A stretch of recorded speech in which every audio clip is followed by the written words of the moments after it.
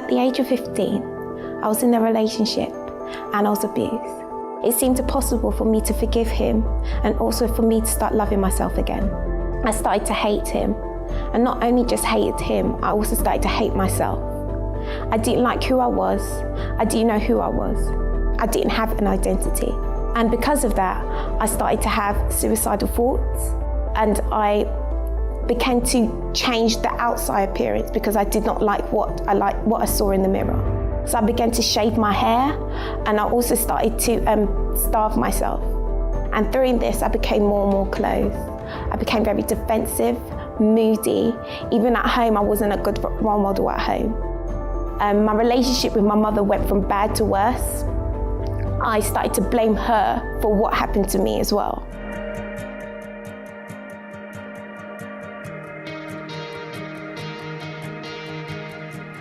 And then after coming to the church, coming to the meetings and services, I learned how to build a relationship with God.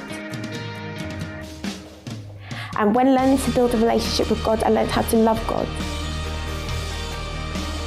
And after that, I started to learn how to love myself. The more I began to love God, the more I began to love myself and who I was.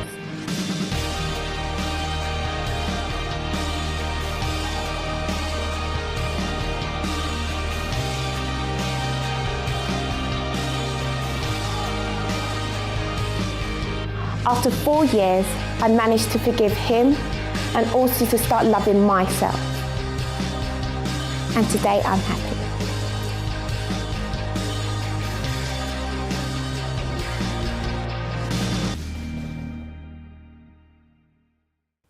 Good evening and welcome to tonight's Finding Answers. As you may know, this week we have a special week where all of our programs have been dedicated to motherhood. This Sunday, obviously you know, if you don't know, it will be Mothering Sunday. So that's why we've dedicated the shows this week to mothers. Now, on tonight's program, we're going to be talking about the mother's decision to have a child. Is it just the woman's decision, or is it to do with the father as well? Whether that father is around or an absentee father. You know, mothers, they have, or do they have a right to keep the child or not?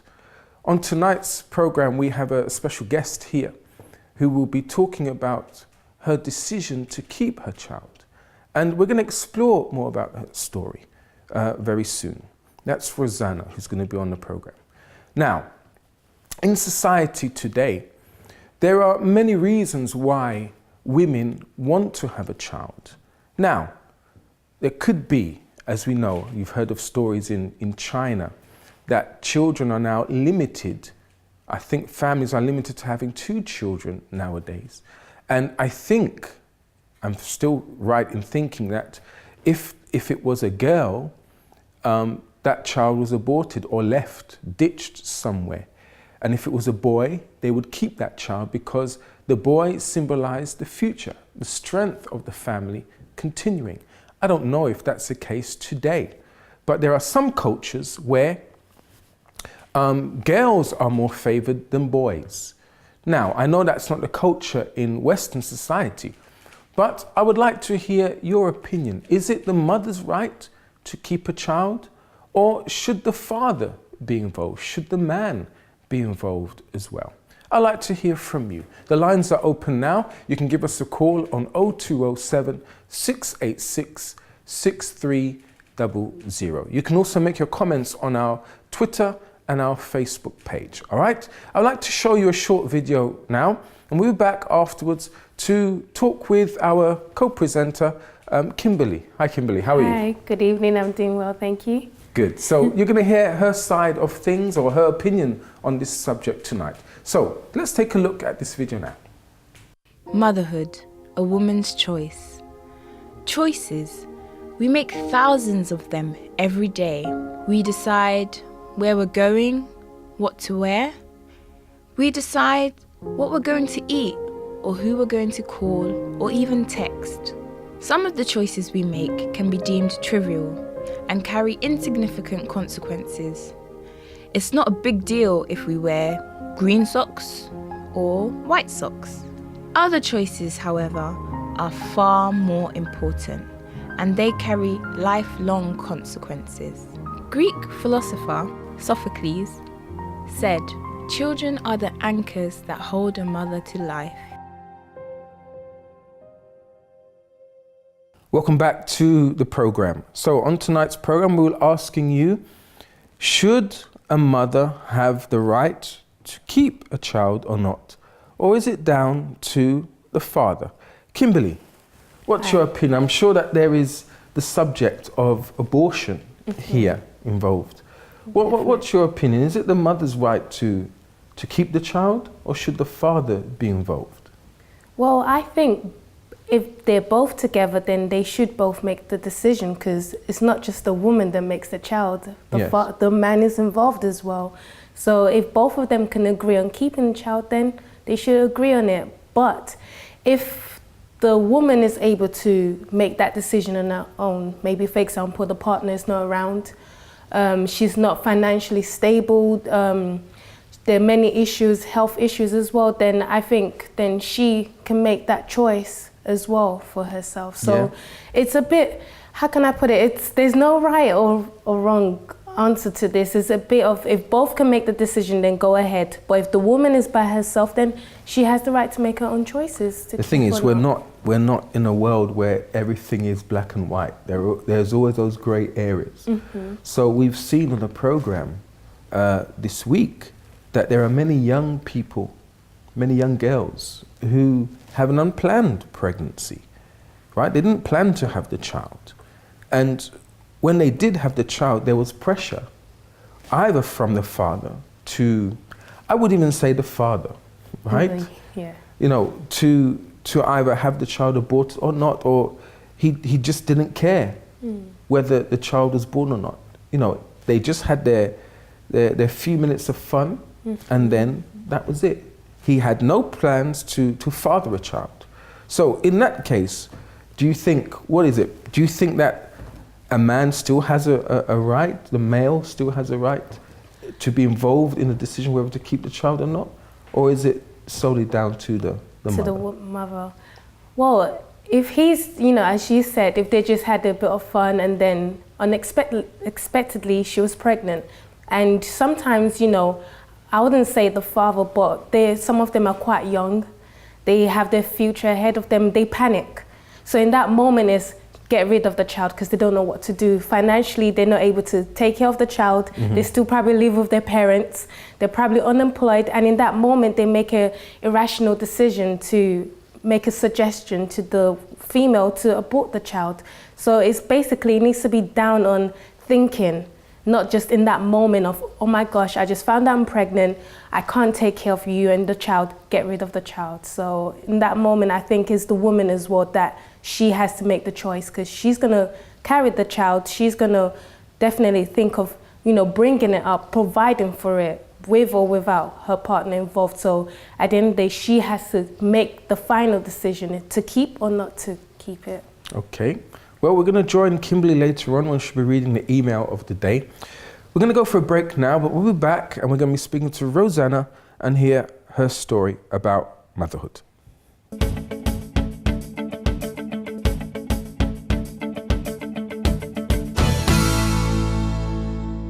Mum, have I ever told you how uniquely special you are? No one else supported me for 9 months in her room, feeling pain and discomfort. I say this very little, but you are incredible. Thank you.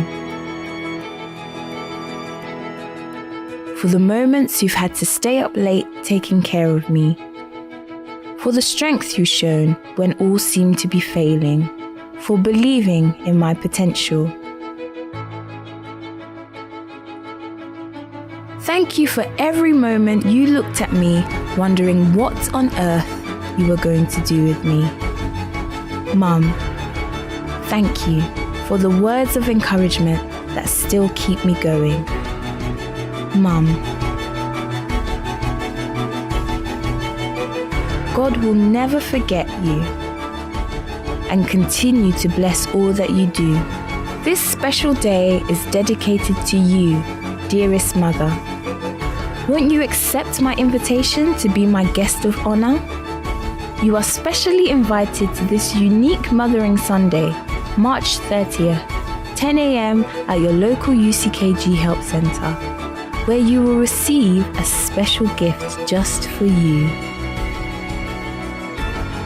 A beautiful rose.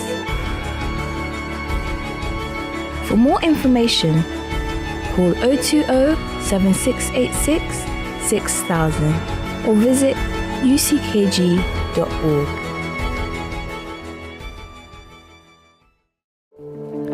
If you're a single mother suffering from a troubled past, then don't lose hope. There's always someone you can turn to. We understand. With all the challenges of everyday life, the financial responsibility, and the pressure of being a single parent, life can be overwhelming at times. Single parents and their children can flourish, but without the right support, a family can fall apart. The Tamar Group is there for lone parents who need guidance, support, and encouragement to get them through their everyday battles. Whether it's a group discussion, a mother and child bonding session, or some personal advice, we are here for you. Everyone needs a helping hand at one point or another. Let us be yours. For more information on our meetings and where the nearest Tamar Group is to you, then visit our website uckg.org/Tamar or give us a call on 020 7686 6000.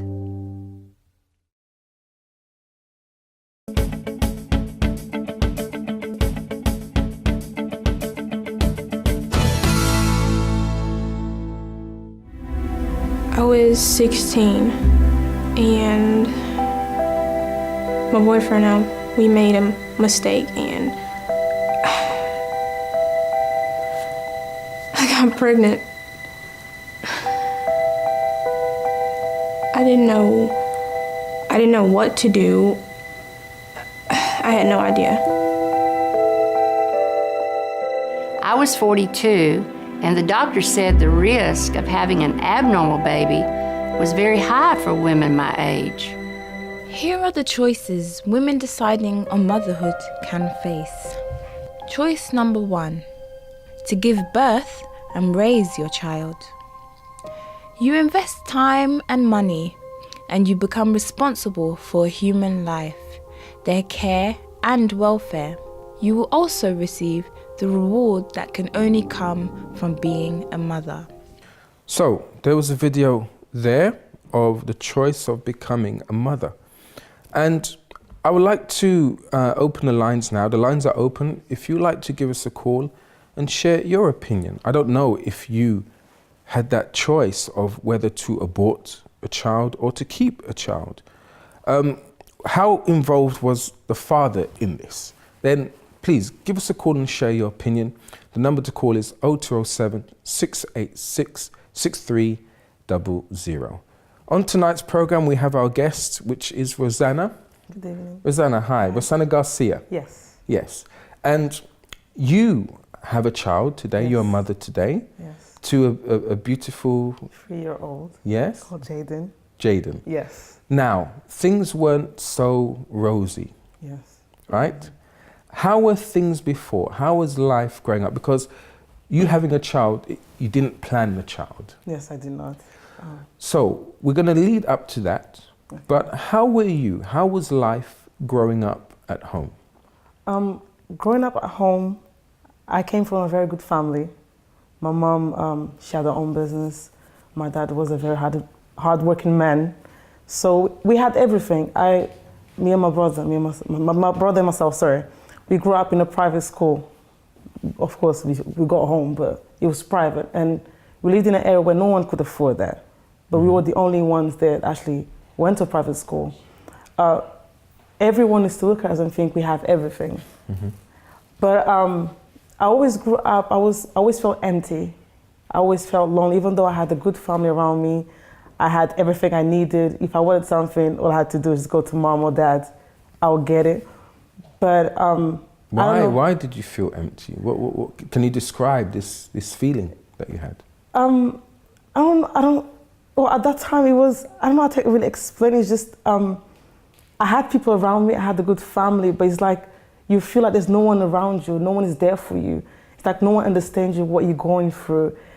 And the thing is, I grew up not knowing who I was, so I was very easy to influence by other people. I was very easy to follow the crowd, to follow what people were doing, because I didn't know who I was due to how I felt. Right. So yeah, growing up, it was very lonely for me, I guess. So because you didn't have an identity, you didn't know who to follow. Yeah. Obviously, you're looking for someone to follow. Yes. And I take it those people weren't good influences, right? Yes, they weren't, because I tried smoking. I thought, okay, that's not for me. It wasn't for me.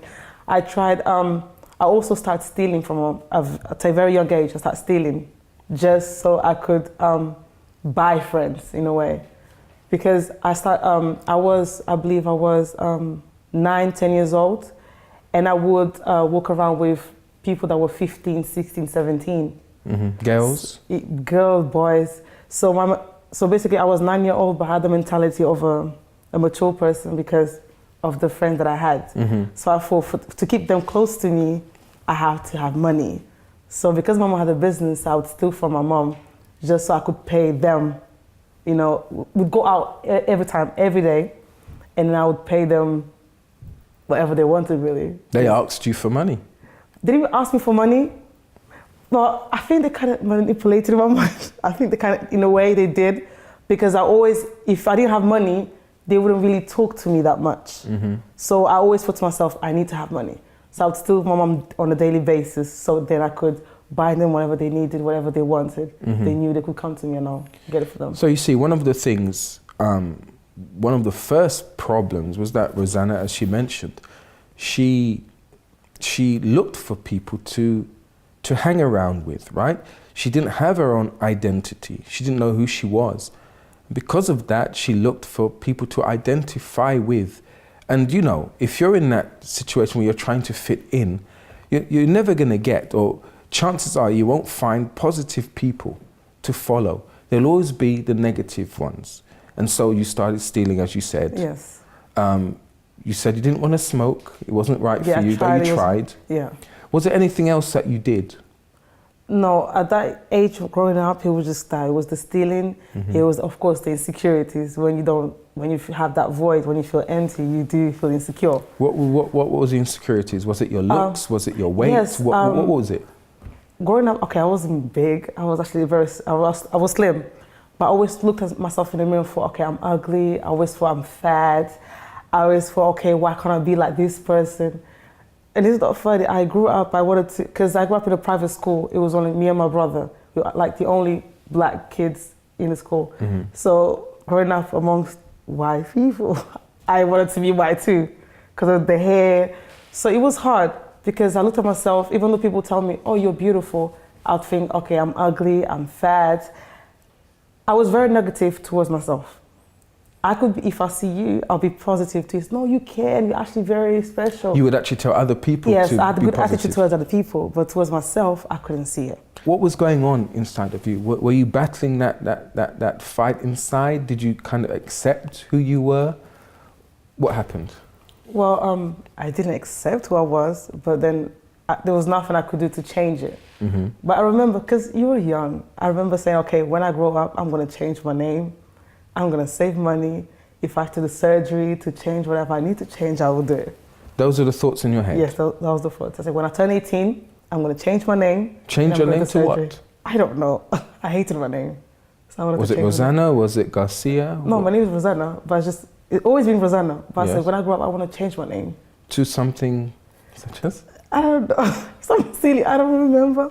But you were just insecure about everything. Everything, yeah, everything. How I looked, my name, my family. I always thought, okay, other people's family look cooler. Mine was just boring. So I was insecure about everything. Did you ever have those parents' evenings? Your parents would come down and parent-teachers' evenings. Did you have any of that, or did you avoid that? And I had them. I tried to avoid, but I had them. Of course, I always got in trouble because, like I said, I used to hang out with the wrong crowd.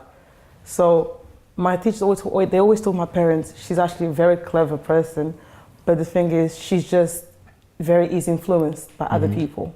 And that's why sometimes it affects her in the lesson and her grades. It's funny that despite people complimenting you, telling you that you look nice, right? Saying that you were a hard worker, that you were good, your grades were good, yet you could not see all of that. Yeah. Strange, it's funny, isn't it?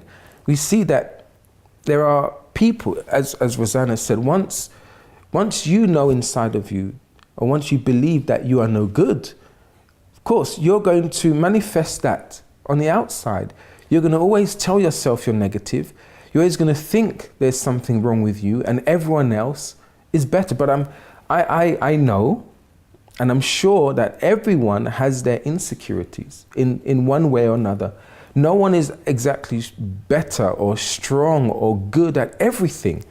You know, we have our limitations, we have our problems, things that we are good at and things we're not good at. But the thing is with you, you believe that everything about you was bad. Yes, everything. For me, everything was bad. There was nothing good about me at all. How old were you at that time? At that time I was 9, 10. And this carried on till what age? To be honest, up until the age of 22. 22? Yeah, I was very insecure. I grew up very insecure. We're talking over 10 years like this. Actually, I've been in contact with Rosana since, how old were you? I think I was 14. Was it that long? 14? Yeah, I was 14. 14 years old. Now, I didn't realize the extent of how she was feeling, what was going on in her mind, though we saw that there was something not right in you. And you didn't open up, did you? No. You found it difficult to open up. Actually, when you would be in the youth club with other people, you would apparently have a good time. Yeah. Apparently. Apparently, yes. But then there were the odd times when you would come and you would say, "Look, I'm like this. I don't know what to do. Help me, give me some advice." And we would, and it would seem, okay, that's good. I'm going to go and do it. But then maybe things would change for a short period of time, or so it seemed. Yeah. But then a few weeks, a few months later, there will be that question again. Yeah, question right? mark, yes. And that was your life for 10, 11 years. Yes, that was my life. Yes. Because like you were saying, yes, I'll come and speak to you sometimes or whatever was there. And I'm sure it just wasn't me, there are other people. No, because there were other people, yes, other advisors. But the only issue was that I would leave there because of how positive you were or they were. So I'll leave that, yes, I can actually do it, I can do it. But then as you go home, you start thinking and then a lot of thoughts, but I can't do it, come on, who am I? They're different than me, they can do it, I can't. So you start looking, I start actually looking at myself thinking, I can't, because I'm not like them. So then I'll just go back to zero or not move at all because I thought I can't. Other than that, yeah. Look, we're gonna have some street interviews now. Some people we questioned, we asked a question on the streets of London, and these are the questions that we asked. Children, to have or not to have in today's society, and do you think women are under pressure to have children? This is what they said. Oh,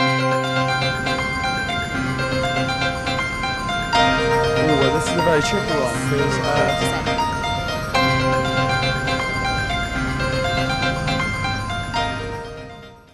Today's topic is based on motherhood, a woman's choices. Once again, I'm here to find out the thoughts and opinions on what people think about motherhood. Children, to have or not to have in today's society? I think it really depends on the couple involved. I think if they want to, I don't think there's any social reasons why they shouldn't. I mean, they may not have the financial means, but in terms of our society, I think it's fine to have kids here. Well, not here.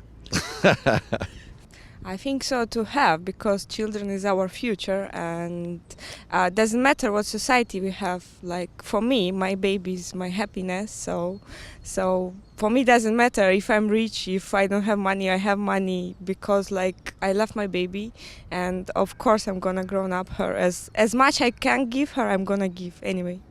Children to have, because I think they bring a huge amount of joy to you, and you live through them. They make you younger as you get older, and yeah, I think the young generation's a great generation. Do you think women are under pressure to have children?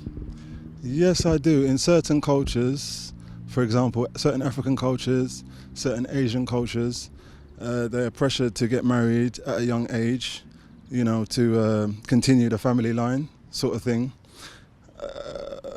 For example, like arranged marriages, you know, so they get pregnant, have children at a young age, and, you know, inexperienced sort of thing, and, you know, to keep them in line, to, you know, stop them straying, having boyfriends, things like that. No, not particularly. I think obviously the clock ticks, but I don't think women are under pressure. I think it's definitely still a choice and match, you know, a choice.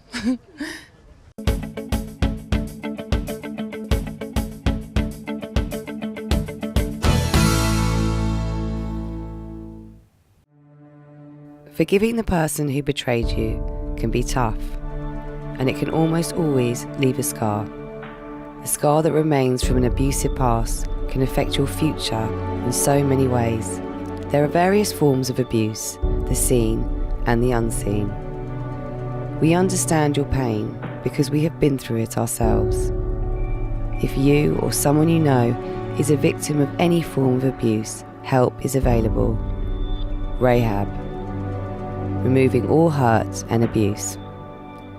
We won't pretend it never happened, but our aim is to help you heal the wounds of the past so that you can build a happy future. We'll listen, we'll advise, we'll be your shoulder to cry on. It's free, confidential, and we're just a phone call away. For more information, call 0207 686 6000 or visit our website uckg.org/rehab.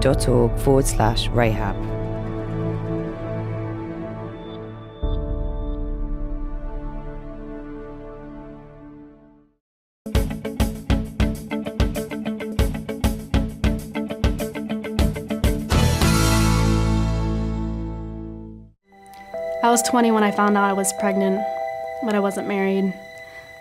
With the pressure of school and the fact that my parents didn't even want me to keep the baby, I wasn't left with many choices. I was raped when I was 18, and I became pregnant. I didn't know what I was going to do, but I knew I had a big decision to make. Choice number 2. To give birth and allow for your child to be adopted. The potential difficulties of carrying a child to term is to be considered, but the choice allows the child to be born and receive care of a loving family. Welcome back to Finding Answers. Before the break, we saw some videos of people that we interviewed on the streets of London on motherhood, and they raised some issues, you know, whether to keep a child or not. And there were some people that said sometimes it's a financial matter. Bit hard to take in, but it's a wise decision. Of course, you need to support a child when you're thinking of having a baby.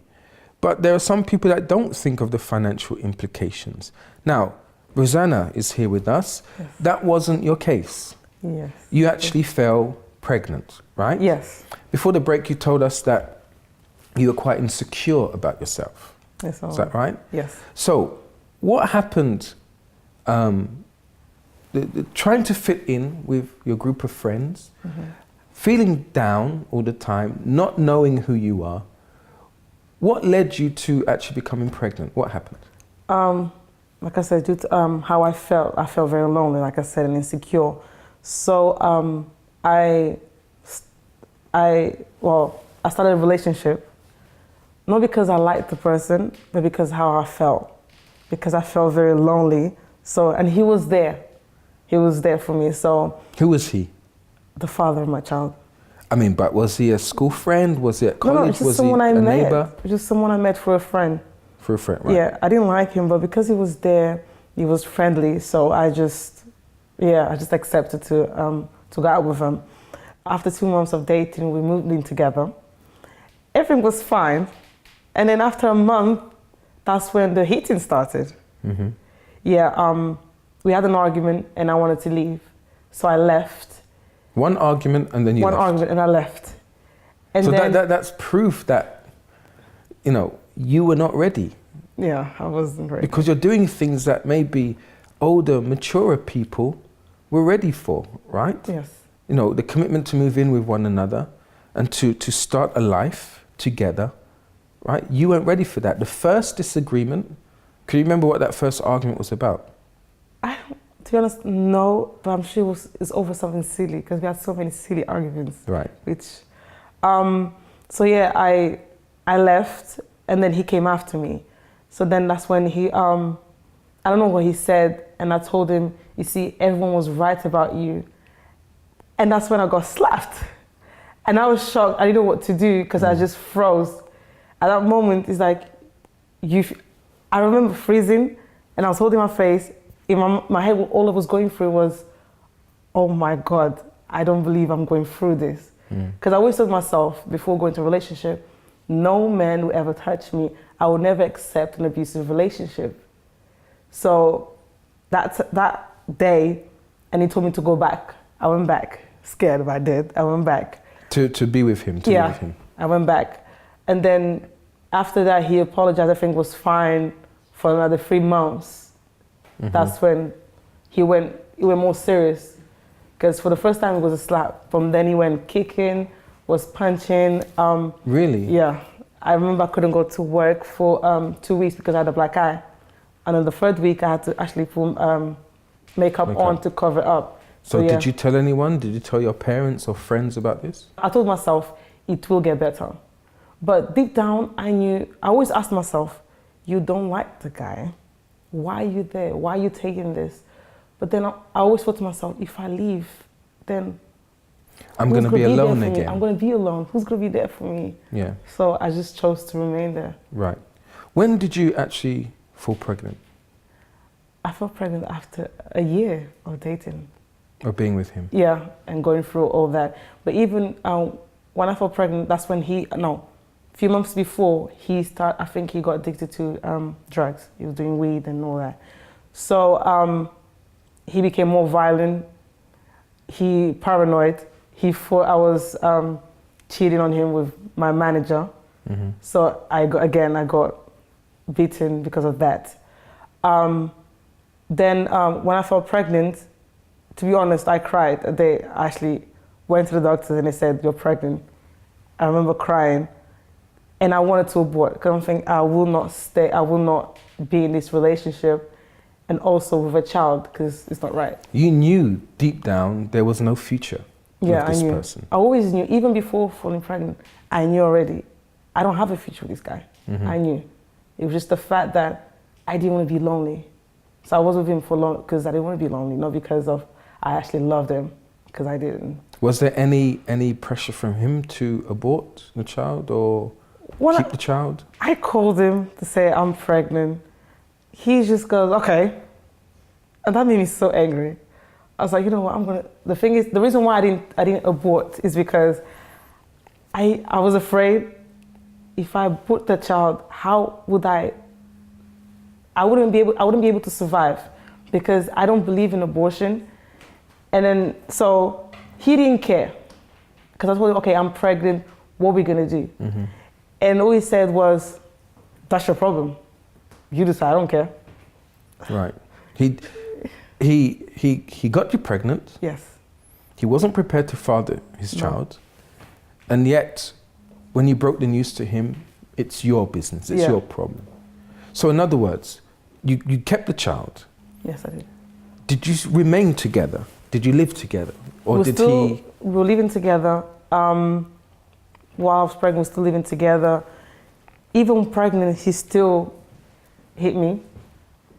That was it. Because usually there's a saying that when women are pregnant, that's when they're more emotional and vulnerable. I don't fully agree with that because I had time to sit down. I had to think to myself, okay, I'm already 5 months pregnant, 6 months, and he's still hitting me. I need to do something. I need to make a decision for myself and also for my child now, because I have to think about both of us. Mm-hmm. So that's when I actually, I ended the relationship. You did? I did. I moved back in with my parents. I went back home to my mom. Did they know you're pregnant at that They time? did. My mom, they both were disappointed that I was pregnant, because they did raise me better than that. I knew that. But they were very supportive. Right. They were very supportive. So I moved back home. He was still, because of the weed, he was still a bit paranoid. So there was a time he came to my house at 1 a.m. in the morning, calling my name outside, making a scene. I had to call the police. And the thing is, what's sad, whenever he actually hit me, I would call the police. But then I never pressed charges, because I'm thinking, I don't want him to get arrested. Because he'll get arrested, it's my fault. I don't want that. I was very soft, very sensitive. So it was horrible, because the police, the last time when I was at my parents' house and I called the police, they already knew my name. Because I called them so many times to report that incident. They already knew my name. For me, that was no. I said, I can't do that no more. I can't live like this. Come on, the police already, they know my name. They know my surname already. Yeah. So, so we finished. I ended the relationship. He would still come to my house sometimes. Once he came drunk and high as well, because he's been smoking. And then he slept outside the flat. What was the intention? What did he want? Did he want you back? He wanted me back, because many times we had an argument, I'll say, it's over. But then 2 days after, we are back. But this one, it was actually 3 months and nothing. I told him we won't get back together. We won't. So obviously he had his issues. Yes, he right? did, Just yeah. like you had your issues. Yes. 2 people with issues, there's bound to be a big explosion, big Yes. problems, right? Which there were. But you decided to make a decision. I'm not going back. Yes. You kept the child, didn't you? Yes, I did. You gave birth to your child. Yes. But things weren't okay, were they? You still had those issues inside of you. Yes, I did. Now, did you want to add anything to that? I don't know, I was just going to go from there. Yeah. After I had my son, I didn't know what to do. Motherhood is different. Because the thing is, it was already difficult to actually care for myself. Now I have someone else to care for. And on top, I have father, that wasn't really there. And plus, he had his own issues. He was going through his own situation as well. So, like I said, I had a very supportive family. My mom supported me a lot. Because after I had my child as well, I was depressed. I became very depressed. Why? Because you were back at square one? Because you had this child, this baby? Or because I don't have anyone to love me? What was it? I moved out, of course, to my parents' house to find my own house. So I was alone. I just felt lonely. I didn't know what to do with him, and plus all the problems and how I felt, because that loneliness I had when I was young, I still had that, and I still had my insecurities. So I didn't know how to deal with those. So I had my insecurities, and on top I have a child there crying. I remember my son was, the depression became really bad, because to a point where I remember I didn't shower for 4 days. All I could do was cry. Really? All I could do is cry. I'll sleep crying, I'll wake up crying, because of how I felt. The thing is, I didn't know why I felt depressed. Of course, how I felt lonely. But then it was, I didn't speak to anyone. I was at home by myself. Of course, I would take care of my son. But then that went on for a year. My son turned 1. I remember I was still crying. I was still going through that on my own. And I remember I looked at him. I was crying. I remember asking, I wish I could sleep and not wake up anymore. I just want to die. And then I looked at him. I'm thinking, but if that happens, then who's going to care for him? Did you ever contemplate killing yourself? Did you ever try it? Or was it just thoughts? I thought about it. But then I thought to myself, the thing is, I didn't have the courage to do it. I did think about it, how I could do it, but I just didn't have the courage to actually go through with it. Okay. So there was once I was crying, and then my son came to me. He was 1, and he went to me. He asked me, "Nyanya, why are you crying?" And then when he asked me that, my heart just He's like, you just broke. And I was hugging him, thinking, Nyanya is fine. He goes, Nyanya. Nyanya is fine. But then with that, that's when I came to the church, and then I received the help that I needed. So you realized this is it. I'm broken now. I'm at the bottom of this pit. I need help now. Yes. Today, you're happy. Yes. You're no longer depressed. No longer. So what was the transition between you being depressed, having this 1-year-old child with you, to now where you are today? What did you learn? What happened at this place? First of all, well, the first thing I was told was to change the way I think. Because the way you think, well, the way I can change my life is through my thoughts, in a way. I don't know if it's making sense. Mm-hmm. So I had to change the way I was thinking, because I was very negative. You were negative since you were very young. Yes, towards your color, your looks. You thought everything about you. Everything with me was wrong. So did it click? Could you understand when this person said you need to change your thoughts? To be honest, I was like, I wasn't really getting what he was trying to say, but then that's when he actually explained better. He went deep. Okay, just don't not see myself. Okay, I can't change how I look. Okay, if my weight is a problem, then it's something I can do about it. You can lose the weight. So okay, I look at myself in the mirror. I don't like what I see. It's about learning to love how you look. Accept who you are. Basically accept who you are, because you can't change that. And of course, it wasn't, even though I was in the church, but it took time for those changes to happen. The reason being because I wasn't a very open person. To me, to open up, it was really hard. I know. That was a challenge. Yeah. I couldn't do it. But that was something gradual that you learned. Yes. Probably you needed to trust. That was my problem. I had trust issues because I grew up not trusting people. Right. I was the kind of person I never ever, because if I tell you something and then you tell someone else, I felt to myself, I can't trust you no more. So I grew up not only insecure, but also I wouldn't trust anyone, no one. That's why I was you see me smiling, think she's very happy, but not really. I was just I was very closed up. To open up was a battle, as you may know. But that was something with time. The more I was coming to the church and the more the help was there for me, little by little I was starting to open up to actually trust more and allowing myself to get the help that I needed. So it wasn't like an easy transition, but it happened. And the thing is, you found it hard to trust in people that you could see. Yes. But your help came from someone who you couldn't see, which seems to be harder to believe. Yeah. I'm talking to this person who I cannot see, but yet that's how you got your help. Yes. Right? It's strange, isn't it? Yes, it is. But you learned to use your faith. Yes. And since using your faith, how is Rosana today? Okay, Rosana is a different person. I no longer have that loneliness, that emptiness I felt. I've learned to accept who I am. Example, I would look at myself and think, okay, I have no talent, I can't do it. But now I believe I can.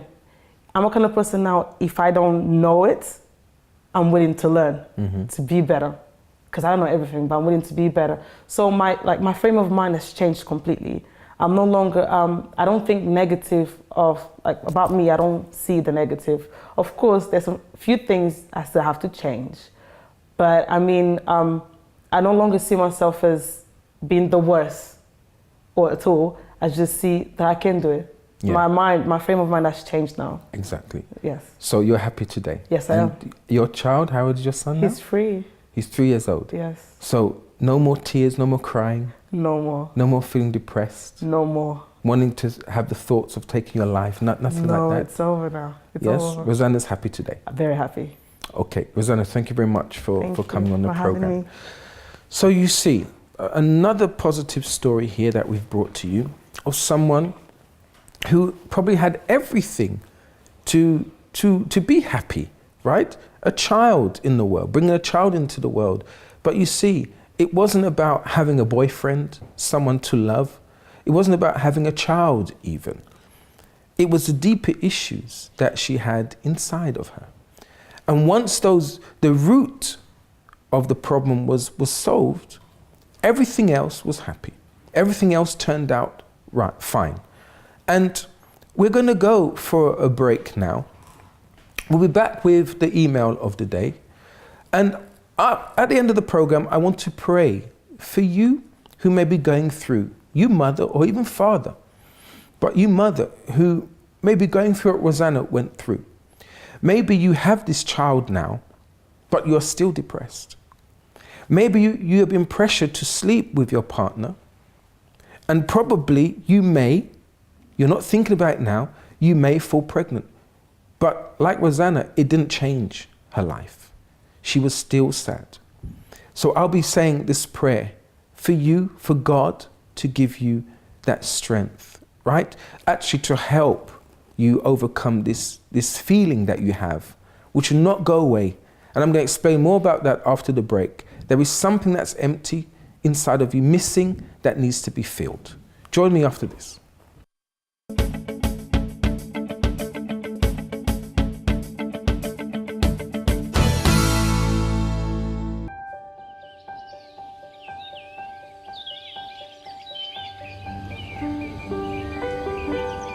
I get motivated to kickstart life again. That motivation that just pushes me for the rest of the week. So it's like a boost. It gave me that hope. You know, it gave me something to look forward to.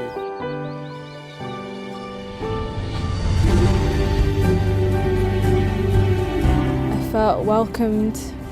The environment it's hard to explain, but I felt at peace. It's home. Sometimes, in order for you to get to the place that you want to be, it's important just to take that little step. They didn't judge me from what background I came from. I felt like I belonged. One of the greatest things is, you know, you get to meet new people. Maybe, hopefully, I might get to see you there.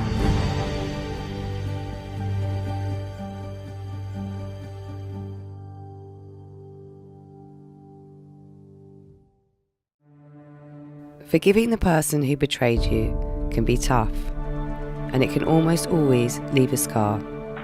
A scar that remains from an abusive past can affect your future in so many ways. There are various forms of abuse, the seen and the unseen. We understand your pain because we have been through it ourselves. If you or someone you know is a victim of any form of abuse, help is available. Rehab. Removing all hurt and abuse. We won't pretend it never happened, but our aim is to help you heal the wounds of the past so that you can build a happy future. We'll listen, we'll advise, we'll be your shoulder to cry on. It's free, confidential, and we're just a phone call away. For more information, call 0207 686 6000 or visit our website uckg.org/rehab.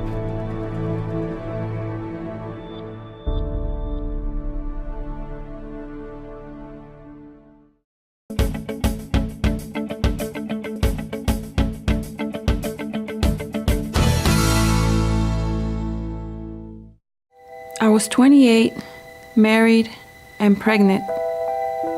But my husband was not the father. I didn't want to lose my husband. What could I do?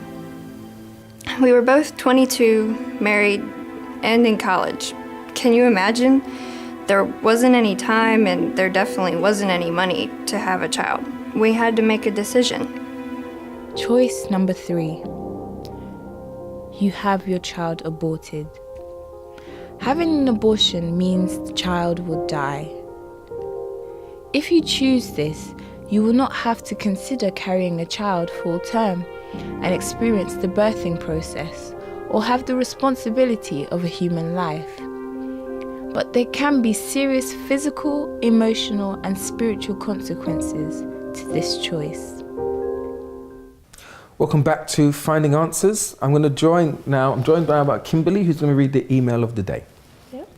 Good evening all, and the mail of today is, I do not think that motherhood has limited my choices. I would say it did, however, limit my time. I was hired for every job I wanted. I received nearly every promotion I applied for. I started a business. But like most working mothers, I am full of guilt. So, you think it's just what comes with motherhood, or can I overcome this feeling, Doreen? Doreen, it's natural to feel this way. I'm assuming that you are a first-time mother. And of course, any caring mother would be with their child. But I'm assuming that you are maybe a single mother. And even if you're not, circumstances will dictate that you need to look for work, to find work, to support your child. So yes, those feelings are temporary. They come and they go, just like that. But I think you are thinking intellectually. You're thinking about the future of your child. So it's important that you do, obviously, look for work. If you don't work, you're not going to support your child, right? If you are on benefits and it's not supporting you and your baby, then of course you've got to work. And please don't feel bad, Doreen, that you're missing your child, you're away from your child. Obviously, you have to have that time where you mother your child until they're quite old enough to be with someone that you trust. But my advice to you is, please don't feel guilty, all right? Obviously, it'll be good if there are people around you, you have a supportive structure around you, your family, friends, right, who you can trust, who'll be able to take care of your child.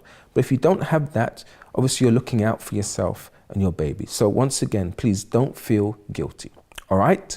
We're going to go for the prayer very soon. I would like you to get a glass of water ready because I'll be praying for all the mothers here.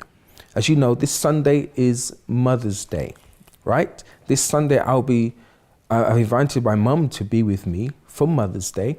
And I would like to pray that I don't know if you're having any disagreements, any hard times with your mother, but I would like to pray that this Sunday will be different for both you and your mother.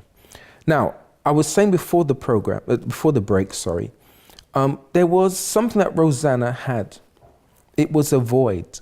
It was a gap that she had within her. And though she tried to fill this gap in many different ways, it wasn't filled. A boyfriend couldn't fill it. Having a child couldn't fill it. She tried smoking. She tried to fit in with friends by giving them money, buying things for them. We want to fit in.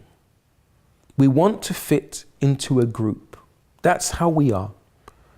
And when we don't get that, that's when that feeling, the feeling that Rosana had of being down, an outcast, depressed, even suicidal. This feeling comes to everyone when they don't find this space, this gap inside of them.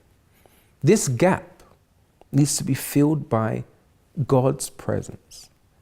It's His presence that lives inside of us. I don't know if you know, but I'll tell you anyway. We are made up of body, the physical body, the soul, and we have our spirit.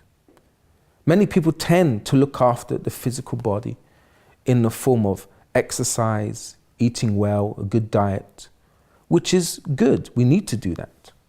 But that doesn't help us. It didn't help Rosana when she was looking to fill that gap. That gap needs to be filled by the Spirit of God. His presence that fills us, that gives us that inner peace. And maybe this gap hasn't been filled. You've been trying to fill it by having various relationships, by having one child after another.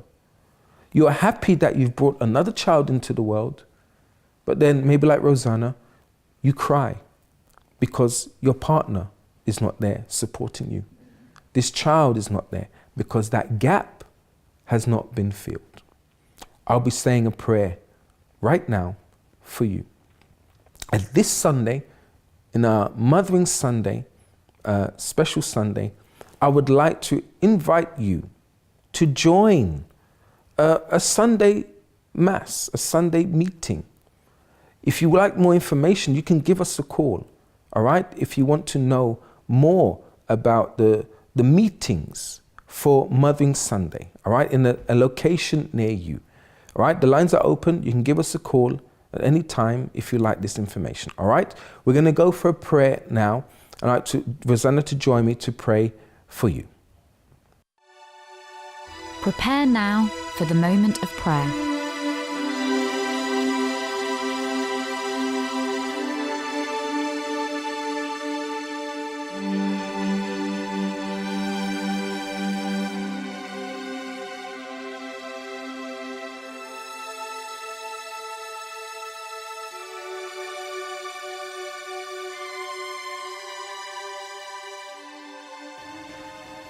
My Lord and my God, in the name of your Son, Jesus Christ, as we bring this week to a close, these prayers for mothers, I say this prayer especially for this young woman, this woman who is at a crossroads, who is feeling down right now.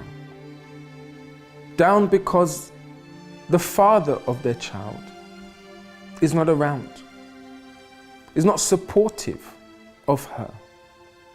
Actually, she's even thought of aborting this child because of the pressure from the father.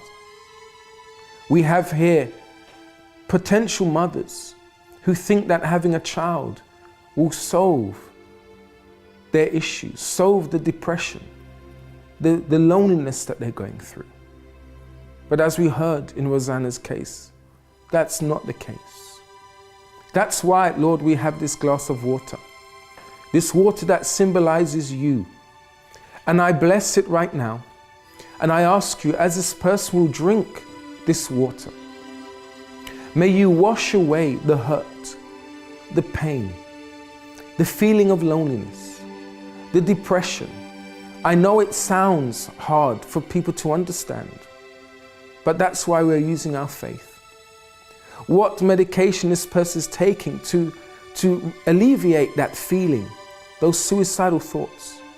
May this water that symbolizes you wash, take away this hurt from this person.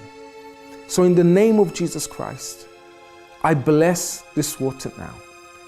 Drink it now, and through faith, may God remove that pain, that hurt inside of you.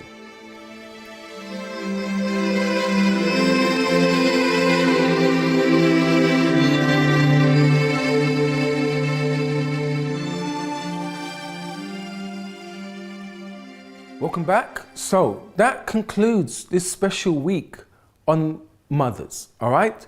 We'll be back next week with more topics for you. I hope that this week you have found an answer. You have found something that will help you as a mother, to support you in your decisions, in helping you to be a better mother, in making the right choices. Okay? Have a wonderful weekend, and we'll see you next week. Bye-bye for now.